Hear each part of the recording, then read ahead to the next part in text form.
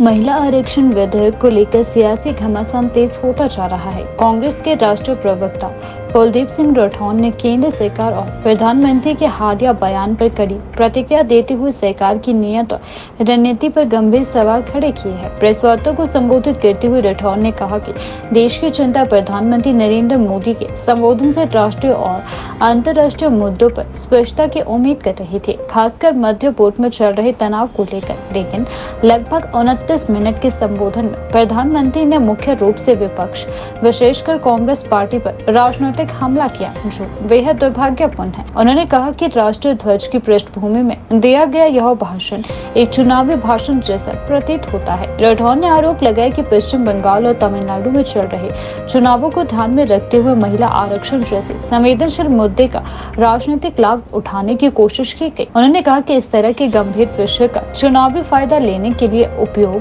लोकतांत्रिक मर्यादाओं के खिलाफ है। साथ ही उन्होंने चुनाव आयोग की भूमिका पर भी सवाल उठाते हुए कहा कि आयोग को इस पर संज्ञान लेना चाहिए था। उन्होंने वर्ष 2023 में पारित हुए संविधान संशोधन का उल्लेख करते हुए कहा कि यह विधेयक सिर्फ संपत्ति से पास हुआ था और राष्ट्रपति की मंजूरी के बाद अधिसूचित भी किया गया। इसके बावजूद सरकार ने 16 अप्रैल 2026 को इसे परिसीमन से छोड़ते हुए लागू करने का प्रयास किया, जिससे कई संवैधानिक और व्यवहारिक सवाल खड़े होते हैं।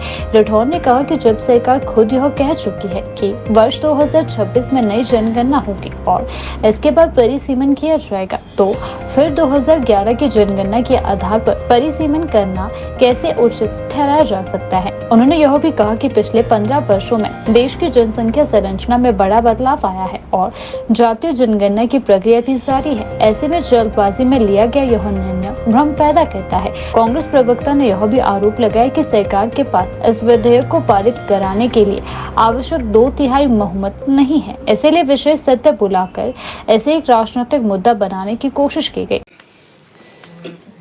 सुबह से अनाउंसमेंट शुरू हुई कि देश के प्रधानमंत्री माननीय श्री नरेंद्र मोदी जी ठीक 8:30 पर राष्ट्र को संबोधित करेंगे। बहुत बड़ी बात थी। जब भी प्रधानमंत्री देश को संबोधित करते हैं, राष्ट्र को संबोधित करते हैं, तो बड़ी बात होती है। अतीत में भी जब संबोधित किया है तो किसी महत्वपूर्ण मुद्दे पर तो देश की जनता से आह्वान करते हैं। और उससे कुछ दिन पूर्व मोदी साहब का एक बयान आया कि अमेरिका के जो राष्ट्रपति हैं ट्रंप साहब, उनके परम मित्र, 40 मिनट तक मोदी साहब से बात हुई। हालांकि उससे पहले जितने भी बयान आए वो ट्रंप साहब जो है उनकी तरफ से आए, चाहे युद्ध विराम की बात थी, चाहे कोई भी मुद्दा था। हालांकि उन्होंने इस बार ये नहीं कहा कि उनकी मोदी साहब से बात हुई है, मोदी साहब का बयान है। तो हमें लगा कि शायद हो सकता है कि मध्य पूर्व में जो युद्ध चल रहा है उसको लेकर कोई बात हुई हो और हमारे जो प्रधानमंत्री हैं उनका बहुत बड़ा रोल वहाँ रहने वाला है, या जो सैंक्शंस लगाई हैं उस पे राय देने की बात हुई, या कोई और महत्वपूर्ण मुद्दा। पूरा देश 8:30 का इंतजार कर रहा था। जाहिर है हमें भी जिज्ञासा थी और हम भी टीवी के पास बैठे। और जब उन्होंने बोलना शुरू किया, जैसे जैसे बोलते रहे, कोई महत्वपूर्ण घोषणा तो हुई नहीं। लगभग 29 मिनट बोले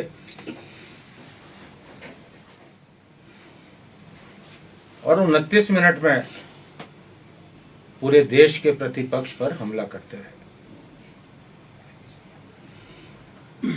उनके पीछे भारत का राष्ट्रध्वज था, और लगता नहीं था कि वो देश के प्रधानमंत्री की हैसियत से बोल रहे थे, और ऐसा लगता था कि चुनावी भाषण।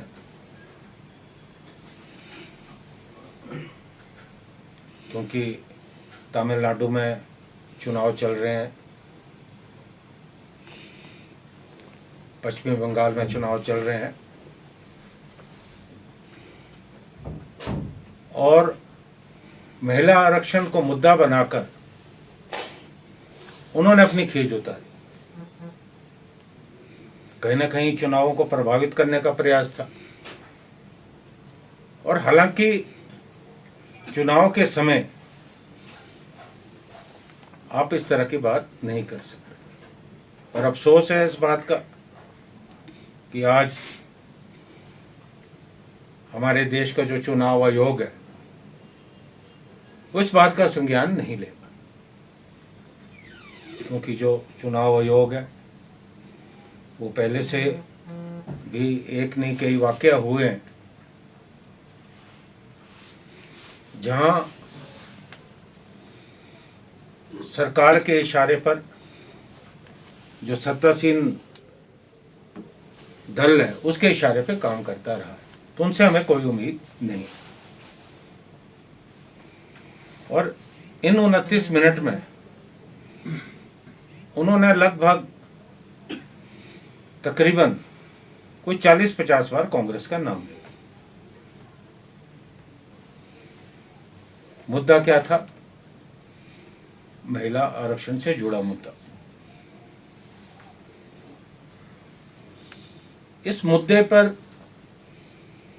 राष्ट्र को भ्रमित करने का जो है प्रयास हुआ। आप और हम सब जानते हैं कि 2023 में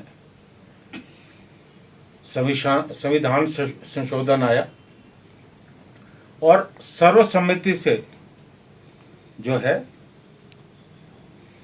इस पर मोहर लगी, किसी ने विरोध नहीं किया। ये तो कानून बन चुका है।